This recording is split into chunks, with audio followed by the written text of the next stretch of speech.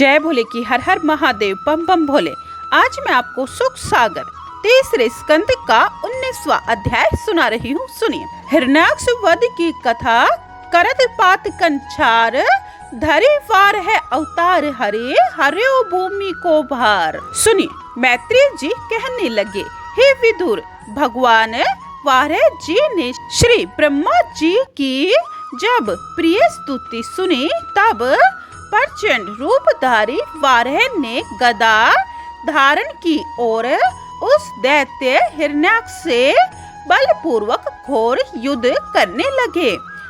शैन उस दैत्य हिरण्याक्ष का बल विलीन होने लगा, मुख की कांति मलिन हो गई और वारह भगवान की गदाओं के प्रहार से शरीर में से रुधिर बहने लगा। हिरण्याक्ष ने बहुत तेरी माया चलाई, किंतु मायापति भगवान के समक्ष क्या उसकी माया चल सकती थी। तब परस्पर गदा युद्ध करते करते सायंकाल होने आई। तब देवतागण भगवान से प्रार्थना करने लगे, हे प्रभु, आप शीघ्र ही इस असुर का विनाश कीजिए, क्योंकि दिन की अवधि समाप्त होने वाली है। आप इनको अब क्यों खेल खिला रहे हैं?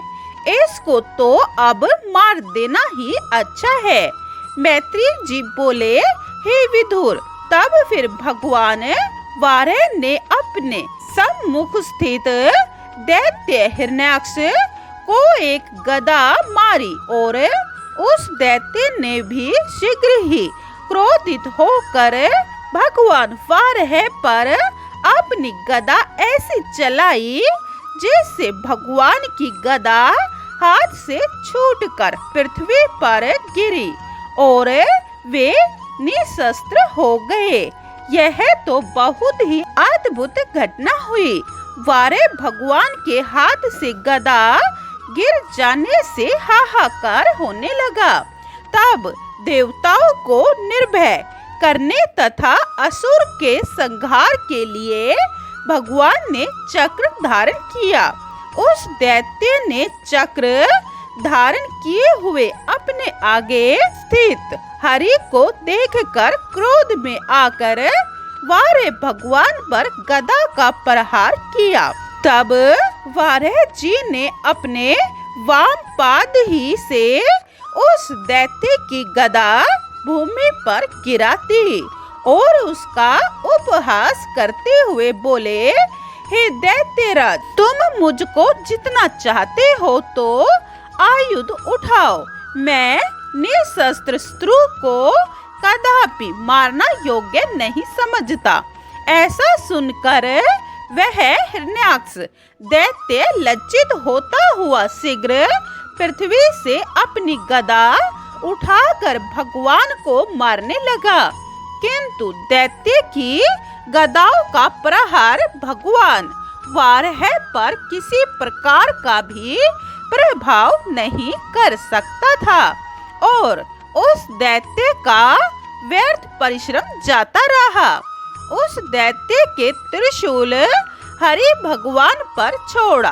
भगवान हरि ने उस प्रकाशमान शूल को अपने चक्र से काट दिया। तब क्रोध हुए उस दैत्य ने अपनी दृढ़ मट्टी बांधकर हरि भगवान के वक्ष स्थल पर प्रहार किया और फिर ऐसी माया दिखाई कि मानो लोगों को घोर प्रलय सा हो रहा है। प्रचंड वायु बहने लगी, बिजलियां कड़कने लगी, मेघ घन घोर शब्द करने लगे तथा चारों ओर से पाषाण वृष्टि होने लगी। हे विदुर जी, इसके पीछे उस असुर की प्रचंड माया से गगन मंडल में सूर्य आदि ग्रह एवं समस्त नक्षत्र अंधकार में विलीन हो गए और रुधिर, पीव, विष्ठा, मूत्र आदि की प्रबल वर्षा होने लगी। पर्वतों के समूह डगमगाते हुए दिखाई देने लगे। अनेकों राक्षसियां अस्त्र शस्त्र धारण कर नग्न हुई दिखने लगी। इधर उधर से मारो मारो, पकड़ो पकड़ो आदि भयानक शब्द सुनाई देने लगे। मैत्रेय जी कहने लगे, हे विदुर, इस प्रकार असुरी माया को देखकर भगवान वाराह जी ने अपने सुदर्शन चक्र से उस माया को नष्ट कर दिया। तब दिति का हृदय कंपायमान होने लगा तथा उसके स्तनों से रुधिर बहने लगा। उस दैत्य ने अपनी की हुई माया नष्ट हो जाने पर फिर भगवान वाराह जी को एक घूसा मारा। उसी समय क्रोधित होकर वाराह जी ने मुट्ठी बांधकर उस हिरण्याक्ष दैत्य की कनपटी पर एक घूसा मारा कि जिससे वह दैत्य घूमता हुआ पृथ्वी पर जा गिरा। उस दैत्य के दोनों नेत्र बाहर निकल आए, मुंह से रुधिर चुकाने लगा और उसी क्षण उसकी मृत्यु भी हो गई।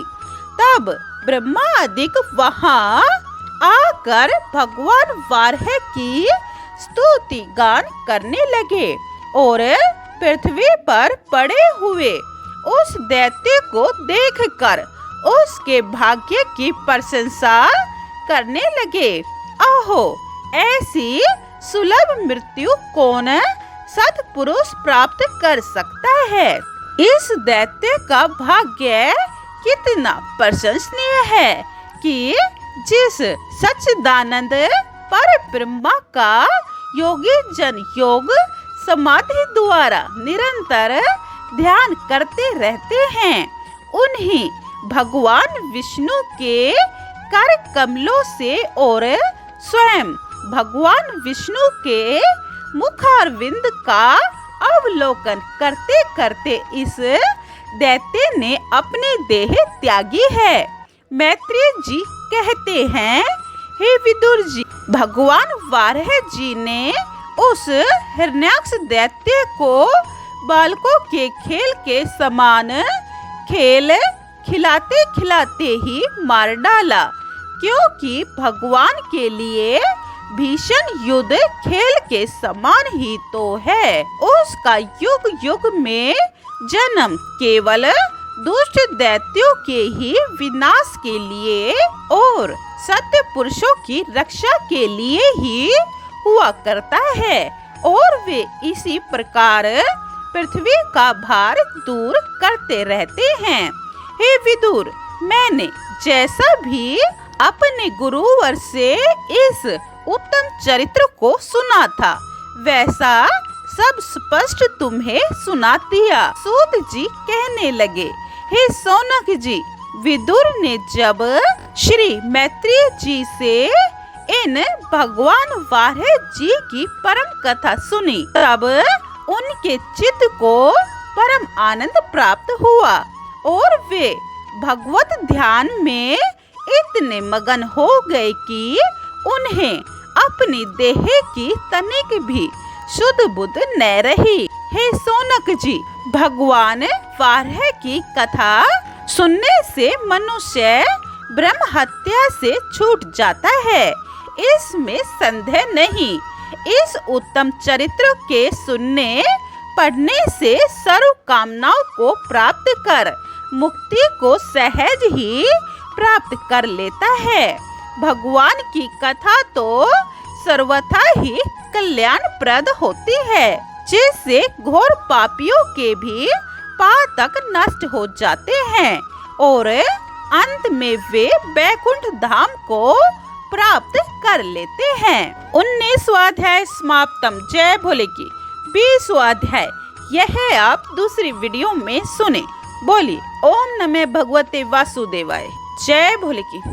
अगर आपको इस चैनल पर सुख सागर और शिव महापुराण पूरी सुननी है तो यह चैनल सब्सक्राइब कर ले और कमेंट में जय भोले की लिखे। जय भोले की, हर हर महादेव, बम बम भोले। जय भोले की।